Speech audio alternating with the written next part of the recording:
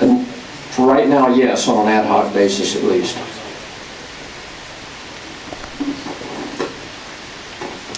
And I understand we had another question.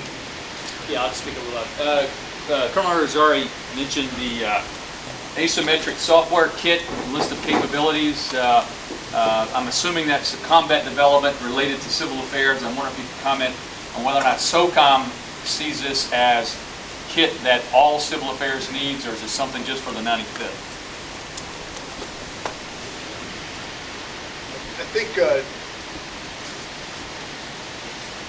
I think right now, Norm, it's actually something that KPOC and the 96th started many years ago, and it's migrated now. The 95th is working with it, and it's SOCOM. I don't think it's really recognized as SOCOM because it basically was something that was being worked inside use of SOC and inside the CA community. But through KPOC and us, I know we're making sure that it's compatible with all the other information management tools and software platforms that are out there right now, like SOMPE and stuff like that. I guess right now I think everyone is kind of like a beta phase of working with different ideas of information management and how to look at the battlefield. But they're all very compatible, I would say that right now. And one would just take one last question. I see we had one in back. Yes, sir. I'm Major Robichaux from the 353, and just a basic issue is that we're talking about direct commissions to go into the military aspect. I just hope we're not robbing Peter to pay Paul, because many of these folks, I think, would also be eligible to go in the civilian component.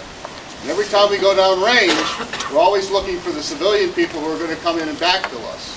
So I would just like to say that I hope this is not done in a vacuum and done with our State Department and SCRS folks on trying to look at this very limited pool of resources that we need to do these missions.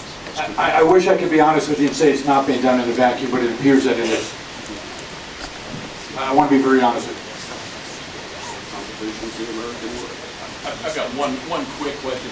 Yes, sir. I would just like to know if someone could tell me, regarding Army Civil Affairs, what is the highest level within the Department of the Army or DOD where Army Civil Affairs interfaces directly? How high up the food chain do we go where we get to a decision maker or decider? Where is the top end? Direct communication.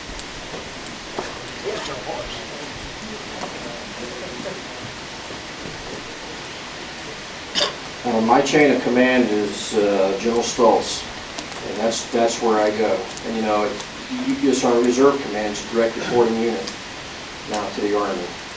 So that is a pretty short chain, but I go to General Stoltz. He's my boss.